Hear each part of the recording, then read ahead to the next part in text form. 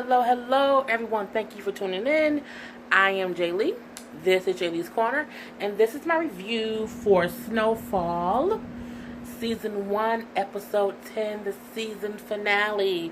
I'm so sad that it's the season finale. I want more Snowfall. But lucky for us Snowfall fans, it does have the green light for Season 2. So it will at least be back next season. That's the hard part about liking new shows.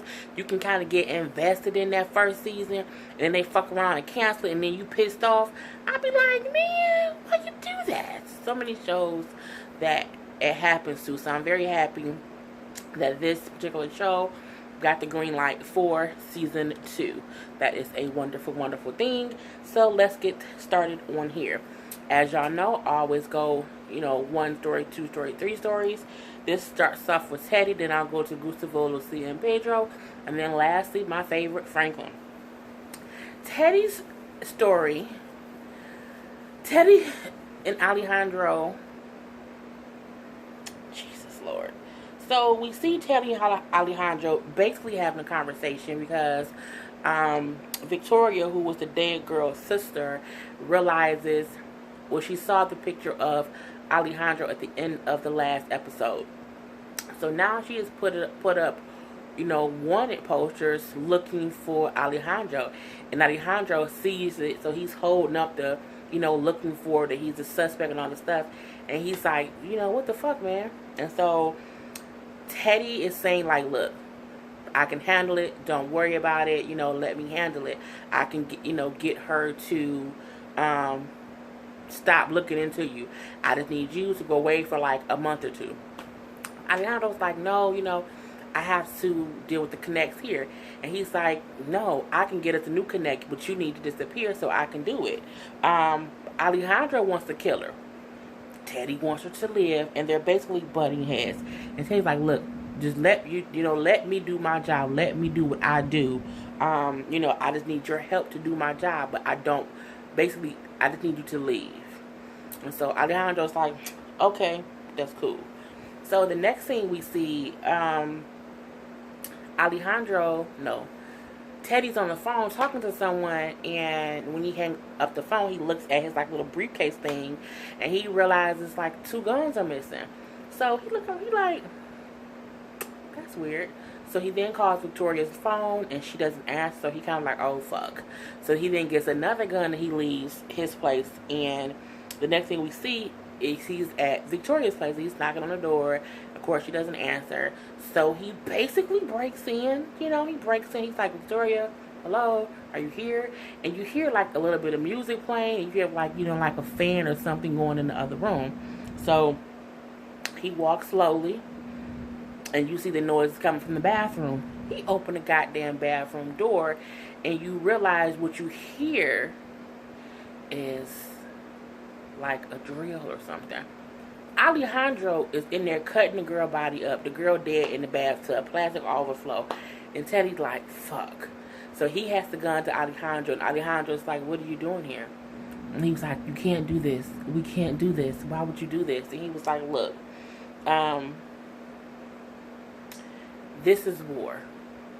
We have to handle this as if it's war, and all I need you to do is walk away. Teddy's like, no, this isn't how we do things. This is not how we should be doing things. And he's like, Teddy, this is war. You have to think about it. We can't be, she had to go. She had to die. He's like, I'm giving you this gift. I'm doing what I do. So all you have to do is walk away. And Teddy's like, oh my God, I can't believe it. But Teddy slowly walks away. Because, she's dead. She's clearly dead. Dead as a doorknob. Dead. And so he walks away. He, closes the door. No, he walks away. The door is open. You see Alejandro's reflection in the mirror. So Alejandro closes, pushes the door back up. So Teddy walks out. And then the next thing you know, the door opens back up, and he's like, what are you doing here? And you just hear, pow! And Alejandro's blade splatters all over the bathroom. I'm like, what the fuck? Sadie, what the fuck? You killed Alejandro? What the fuck? I did not expect Teddy to, think I expected Teddy to kill Alejandro a long time ago. But since they was getting along now, and he kind of see who Alejandro was, Alejandro told him before, I'm not a drug dealer, I'm a soldier. Soldiers kill. You know, soldiers kill. So, you know, he then walks into the bathroom because Alejandro, when I was dead, Victoria's dead, and he's standing there. So now what he has to do, basically do, now you got to clean up 2 goddamn bodies. I don't see why he killed Alejandro when Alejandro had already killed Victoria. You should have known Alejandro was going to kill her in the first place. You should have killed him before he killed her. Teddy, damn it, Teddy. So, you know, he goes home after killing Alejandro. He's like walking in this place slowly. He has a message on the machine. Is his baby mama calling to say, hey, I haven't heard from you. You know, give me a call back. He walks into the bathroom. He takes a shower, basically. The next scene we see is he is like drunk on the floor listening to the music that the girl got him. His boss comes to the place and knocks on the door. Teddy opens it. He's like, you know, your baby mama called me, said she hadn't heard from you, so, you know, something could be wrong, so I should come check on you. He tells him to get dressed, and they go out for like drinks or whatever at the bar. So at the bar, they're talking, and his boss, whose name is James, by the way.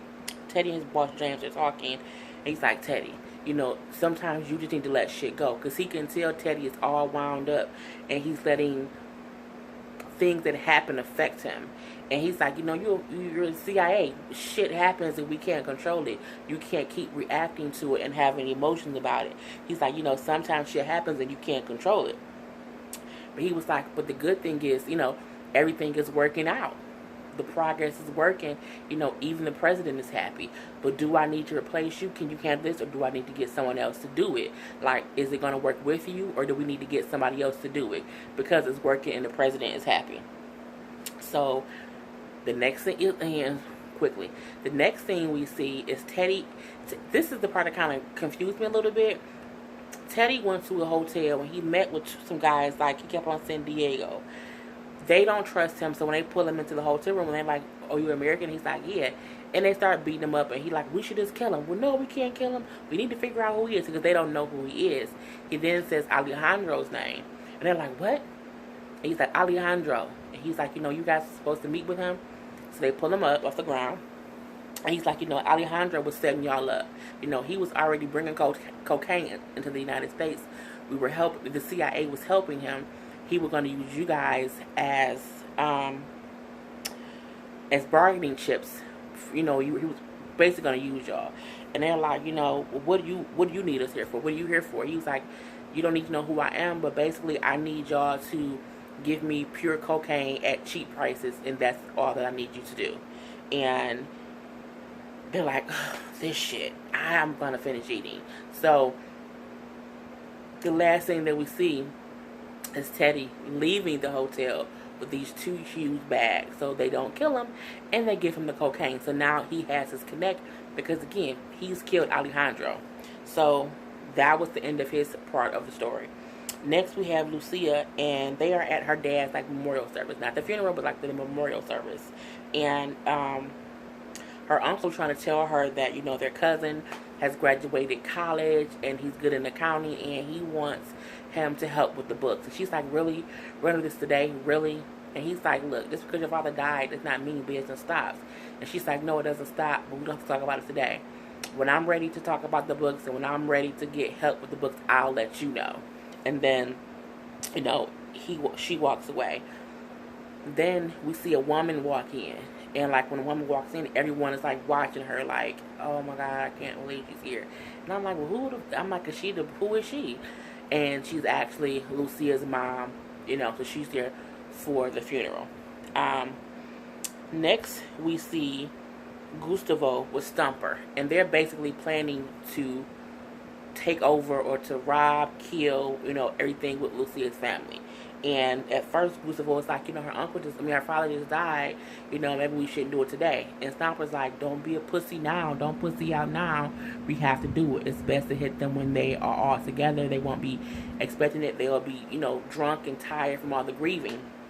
He then tells 2 of his men to go with Gustavo to stake out the area to see how many people they're going to need to go have this war.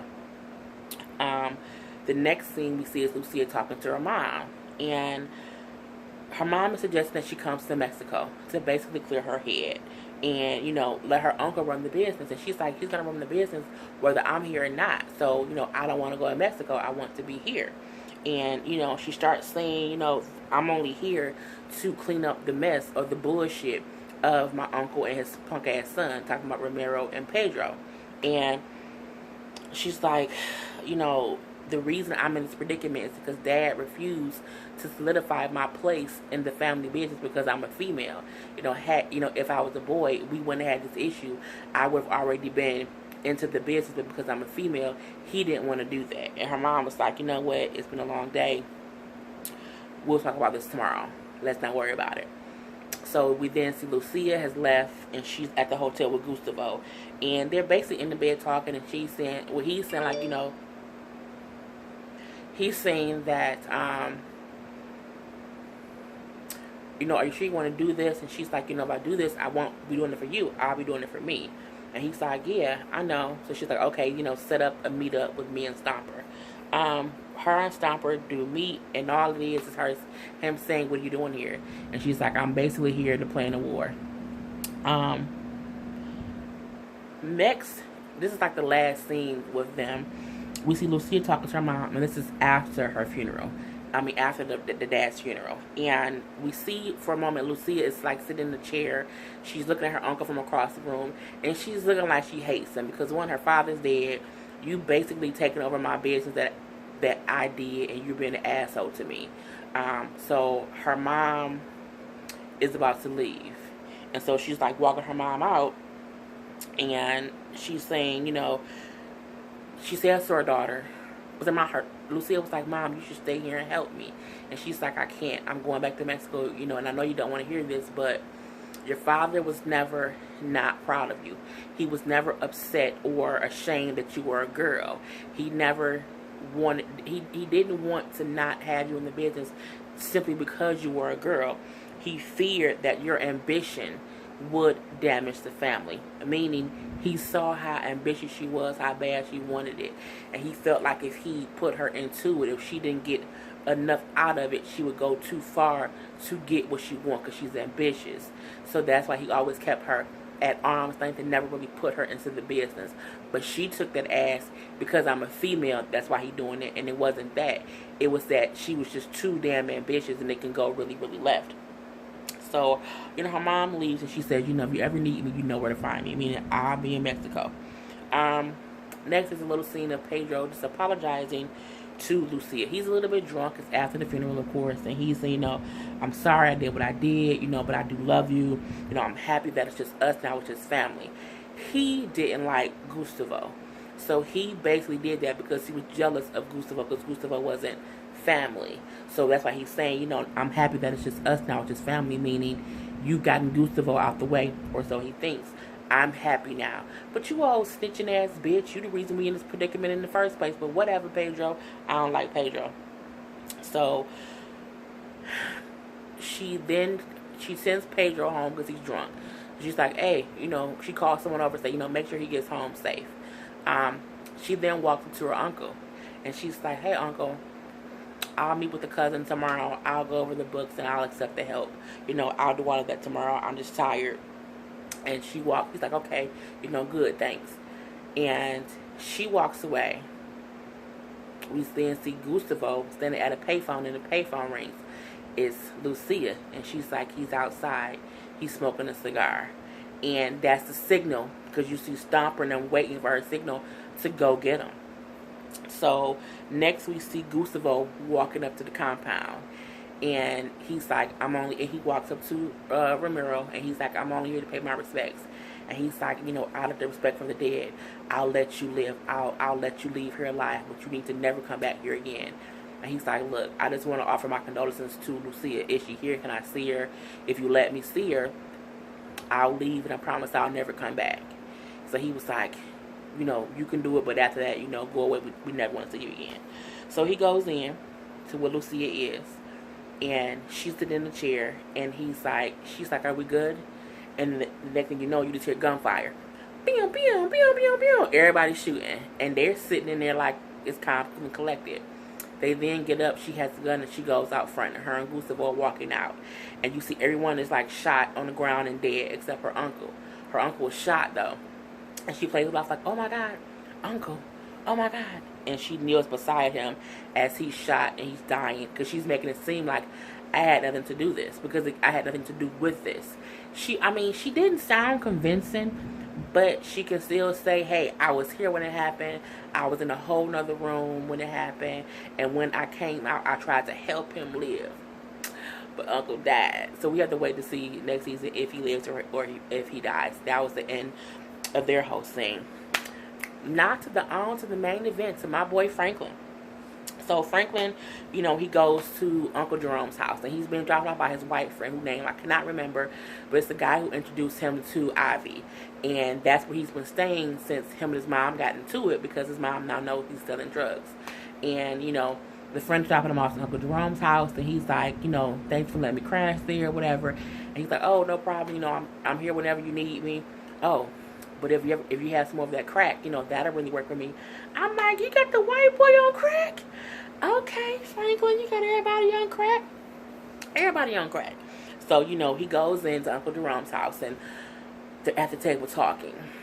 And Uncle Jerome was like, we need to talk. And he was like, well, for what? The price point is good. He was like, nah, remember when you first came here, you asked about going 50-50. I think we should be 50-50 now. And Franklin was like, nah, remember, you turned me down. You didn't want to do it. And now that I've done all the legwork, I've done all the heavy lifting, I've done everything, I'm not giving up half of my business. And he's like, well, no, I don't want you to give it up. I want to work for it. You know what I'm saying? We can be partners. And he's like, nah, I already have to handle, Leon and Kevin. I don't need no more partners. And he's like, okay, I'll give you 10%. And he was like, man, nah. He's like, 40s. They going back and forth. They agree on 25%. So Uncle Jerome happy, Auntie Louis sitting there. And even though when she can't walk into the scene, Jerome did say, you was gone real late last night. She's like, yep, I sure was. And she looked at Franklin. So we know she was with Claudia. But, yeah. So after they agree that he'll get 25%, he's like, when we going to cook up some more? We need to cook up some more. And Franklin's like, yeah, we do. And he's like, yeah, where we gonna do it at? So Franklin look at his kitchen. He's like, I know you ain't talking about cooking the shit in my kitchen. He's like, nah, we're gonna rent a house. We can cook it and we can store it. The first crack house on TV. So he gives Louis some money. Say, hey, go talk to so and so. Get us a house rented, and we need it ASAP. I wrote down a note like Frank. Oh, duh. So, Uncle Jerome get up to leave because, I gotta go shit. Which was too much information, but I guess he had to get his business done before he go get his business done. So, when he walked away, Franklin says to Aunt Louie, Ray is thinking over my offer. We have to wait to see what he gonna do. So, the next thing we see is Sissy, Franklin's mom, and she's at home and she's in her room and she's just crying. I'm making, she crying because her son out there. That's so sad. So then Franklin comes in. So she wipes her face. And she's like, Franklin? And he's like, Mom, what you doing here? I asked you the same question because, again, he been gone for the past couple of days. And, she usually at work. So he like, she said, you been staying with Uncle Jerome? He like, no, I've been staying with so-and-so, the guy whose house he was at, the friend. But he's then like, I just came here to change clothes, take a shower and get cleaned up. But what you doing here? And she was like, I got fired. The slumlord didn't fire her. So he like, what happened? I asked him to move me to the west side, to a better side, like he been promising. He gave me some bullshit as reason. I got pissed off. I saw red. I blacked out. And the next thing I know, I was getting dragged out and I was being fired. And she's crying. She's sad. I can't believe I got fired. What I'm going to do? I got bills. So he's like, Mom, it's okay. It's a good thing. She's like, how's a good thing, Franklin? I ain't got no job. He's like, you'll find another one. So he trying to be positive. Like, yes, you lost your punk-ass job. It was a punk-ass job. But you can find another one. You know what I'm saying? You a good, able woman. You'll find another job. How I'm going to do that, Franklin? He want to be a reference for me. I busted my ass to make him happy. I can't believe he fired me. can't believe I did that. I got bills to pay. What am I do? So he go in his pocket. Here you go. And she like, and it's a wad of cash. And she was like, I don't want your refund money. And she threw it back at him, and she walked away. So, he goes, gets changed, changes clothes and everything. And before he leaves, he goes into the dining room where she is, and he puts the money back on the table. And then he leaves, and she sees him, and she does the same thing. But she basically accepted it. Let's just say Mama accepted it. And again, technically, it ain't reefer money. That's weed. That's cocaine and crack money. It's a whole different thing, Mama. It's a whole different thing. So next we see Franklin. Is it Franklin and Kevin? Well, I can't think of which person is Kevin. I think it is Kevin. Because Kevin is the one who wasn't shot. Because Leon was the one that got shot. I can't think right now, and it's making me really, really mad. But y'all know who I'm talking about. The one who did not get shot. The one who tried crack. So, you know, and Jerome was also there too. They're at Ivy's house getting more drugs. And, you know, he's saying like, yeah, we're going to come here more. We're going to pay up front now, and we're going to get a little bit more now. And, you know, I was like, why don't you bring them here with you? You know, why don't you bring them? And Frank was like, you know, business is, you know, picking up, so I might not be the one who can always come here. I need you to get familiar with these people because they're going to be with me. And he's like, no, I don't know them. I know you. I don't trust them. I trust you. You put the vest on.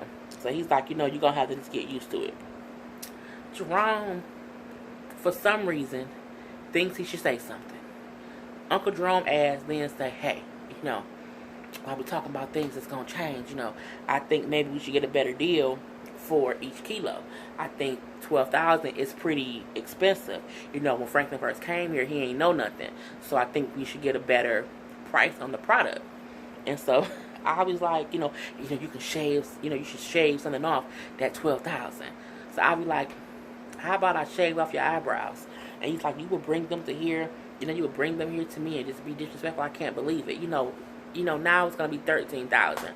He's like, what? He's like, you know, if you keep talking, I'm going to make $14,000. So Jerome looked pissed because he shouldn't have said shit. And Franklin's pissed off too because he's like, why you fucking with me? It ain't got nothing to do with me. This is business. So they like, whatever. They get their 2 kilos and they leave. And when they outside, Franklin like, I told y'all to be cool. I told y'all not to, you know, do anything. And now look. And then Jerome like, man, you know, we can get a better connect. We can get drugs somewhere cheaper. And he's like, how are we gonna get, you know, the same quality stuff for, we can't, he's our connect. And he was like, man, nah, we can just stake out his place, see who his connect is, and then connect to them directly. He's like, we can't stick out here. If we do that, we'll get, you know, pulled over, arrested ASAP. We gonna stick out like a sore thumb. And his boy was like, but you know who won't? Meaning his white friend, because the white person won't even get looked at in any weird way, sitting outside in that neighborhood. So we then see Franklin and Leon talking. Leon is the one who did get shot. I'm so mad that I'm getting Kevin and Leon mixed up. So, you know, he's out walking and stuff now. You can still see his leg is bandaged stuff from being shot, but he's limping. And he's basically talking to Franklin about getting payback on Ray Ray and Lenny. And, you know, Franklin's like, look, you're not even well enough to come do this with us. You know, you can't. No, man, I'm good. I can come. He like, no, right now you'll just be a liability. You know, you can't come. So he's like, look, when you was about to kill, when you had the gun on Carvel, why didn't you pull the trigger? He's like, I don't know. I think it was just too much stuff on my mind. He was like, you know what? When you got Ray Ray and Lenny and you got the gun in your hand, you make sure you think about all of us and you pull that trigger. You know, you think about your mom, your uncle, your auntie, you know, everybody you have to support. He like, hell, think about me laying on that ground bleeding. And you make sure you pull that trigger. You know, either you eat them or they eat you. That's true. You can't be nice when you're a drug dealer. But again, you know, Franklin is a brand new drug dealer, so, but that was a powerful scene for him to say, if you need to know what you have to think about to pull that trigger, this is what you think about. So the next thing that we see is, you know, they at the crack house. They've rented this house. It has a stove. And, you know, Kevin, the one who didn't get shot, I'm so mad I'm getting their names mixed up right now. I wrote down Kevin, though. Kevin all happy as if it's a goddamn bastard pad. And Jerome like, this ain't no damn bathroom pad. You know, this the stash in the cookhouse. You know, we ain't gonna be having all that shit here. It's gonna be, that's just what it's gonna be used for. They in the kitchen, and Auntie Louie like, yeah, we get the gas cut on as early as tomorrow. He like, cool. So then his beeper go off. Yes, a beeper. I had a beeper back in the day. Let me just stop right there. So the next thing that we see, because his beeper go off, he like, it's Ray Ray. So we know Ray Ray got a decision in whatever Franklin proposed to him. So they pull up to like a big lot, field, or whatever. It was an area, an empty area, out in the desert somewhere. Well, not in the desert, but out far somewhere. And Ray Ray pull up. And he like, I thought you was by yourself. He like, well, I only got my uncle with me because Uncle Jerome was with Franklin. And he like, look, I ain't no bitch, okay? I ain't the bitch here, you know? But whatever y'all did to Lenny got him fucked up. And he was going to get all of us killed. And Franklin like, we know. It's okay. You know, you're doing the right thing. Get him out of there. You know, we'll help you. I'm like, get him out. I'm looking like they asked Ray Ray to get them Lenny. Because Lenny was the one who tried to kill Leon. I'm like, oh, really? Okay. Ray, dog, you a snake, bruh. But I don't know. I'm going to come back to that in 1 second. So, you know, they get Ray out the car. I mean, they get Lenny out the car. And Lenny like, you old snake motherfucker. I can't believe you. He like, man, I told you to leave it alone, but you just wouldn't leave it alone. So Franklin then says to Ray, in order for what happened to stay here, you got to do it. He then tossed a knife at him and said, you got to do this, or else we gonna kill both of y'all. And Ray like, that wasn't the deal. He's like, well, it's the deal now. That's the only way that we know that you serious and you won't go back and say anything else. You got to kill him. He then threw a wad of money at him. Like, here, it's more where that came from. And Lenny like, man, don't do it, Ray. Don't do it. He just using you. You know, don't do that, man. Come on now. Don't do it. Don't do it. Don't do it. Don't do it. Don't do it. Don't do it. All he's saying. And my thing is, as far as Lenny, Ray kept saying to him, man, we robbed him. They got us back. Let's leave it alone. Lenny wouldn't leave it alone. So even though Ray wrong for setting his man up like that to get killed, at the same time, Ray said it. He would have got us all killed. Sometimes, you can't. It's the equivalent of when your friends are tearing you down. You have to let them go. And let them go. In this case, his friend was tearing him down. He couldn't let him go because he was going to keep dragging him into it. He just didn't know that he was going to have to be the one to kill him. So, you know, he like, man, you know, Jerome was holding Lenny by the throat. He got his shirt open like this. He, you know, like, stab him right here. Give him space to stab him. And he like, oh, my God, I don't know. Franklin pulled a gun out. He put it to Ray here. He was like, Ray, do it or y'all both gonna die. And then Lenny like, man, don't do it. You can't do it. The money ain't worth it. Next thing you know, Ray slit his throat. And the blood everywhere. And then even Franklin was like, it was shocking as fuck. Okay? It was so shocking. So he sliced his throat. They all shook. And he was like, that's for Leon, nigga. And he, you know, because he laying there bleeding. Franklin put the gun up and he said to Ray, if you want to make some ends, you know where to find me. And him and Uncle Jerome get in the car and left Lenny body, left Ray, and left the whole shit there. And Ray, he just standing there looking shit because he just killed his own friend. I'm looking like, damn. It was, I mean, with the way it was Franklin holding the gun to him, Ray not knowing what to do. Lenny saying, don't do it. Uncle Jerome tussling with Lenny just to hold him down because he trying to get away. And Ray slit in his throat. It just happened like, bow. I was like, oh, damn. Okay, Franklin. Making them executive decisions. Because my thing is, he took care of it without having to take care of it and get his hands dirty. That's a trait of a boss. You have people who do things for you, but you still put them up to it. So you basically an accessory to murder for 2 murders. But you know, it is what it is. So the next thing we see, you know, Franklin, Jerome, and Leon are all on the porch. You have Kevin. I got the names correct now. I thought it in my head. I could see it in my head. Kevin is like on the stoop talking to two new hustlers. I'm going to call them new hustlers. Or two new drug dealers. Telling them how to have their money together. Like, have the ones in the front, then the 5s, 10s, and the 20s in the middle. Meaning if you pull out the money, people won't see a whole bunch of 20s. They'll see ones and think, he ain't got no money. We ain't going to rob him. Smart. The ice cream truck come up and the ice cream man like, y'all got some money? Talk to the kids. They was like, no. And he was like, I knew y'all ain't had no damn money. I'm stopping for nothing. So Franklin walked up and he was like, look, whenever you come down my street, always stop for the kids on my block. Give them whatever they want. And when you leave, I'll take care of you. And he hands him a $100 bill. He like, we straight? You got it? And he was like, yeah. Takes the 100. And then Auntie Louie and Uncle Jerome looking like proud. Oh, look at Franklin. Look at him. Buying all the kids ice cream that dang on drug queen. Looking all so proud. And Franklin is in a white shirt looking all good and pristine. And like, the savior of the neighborhood. So, we then see that Franklin's white friend sees who Ivy's connect is. And who is it? It's Teddy. So he sees that. It's a little short scene of you see where Teddy is leaving Ivy's house. He goes in with a bag. He comes out without, he goes in and comes out. But he sees that's the connect. Because he was watching Ivy's house. And the last scene of the episode, we see, they're at the crack house. And, Franklin's teaching Auntie Louie how to cook up the crack. They got the little do-rags on their face, cooking it up. Kevin like, oh, it stink. Kevin and Leon at the table, and they cutting up the crack. They cutting it up. Uncle Jerome at the table, and he counting the money. And Franklin is kind of looking around like, it's a beautiful thing. He see, his aunt cooking it. His friends cutting it up. His uncle counting the money. Life is beautiful.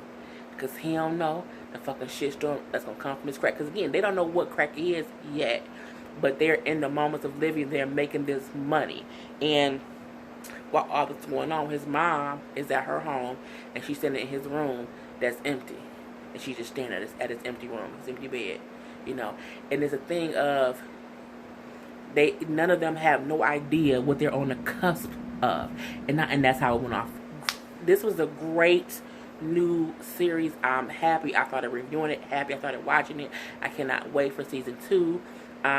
Again, this was the season finale of the episode. So I hope you guys can tune in to some of my other reviews that I'll be doing for other fall shows. And I'll be back reviewing Snowfall when it comes back on for the next season. So, it was, as I said, it was a great episode, a great season finale. Great writing this whole season. Loved it. So, I am Jay Lee. This is Jay Lee's Corner. And until next time, people, live in the moment and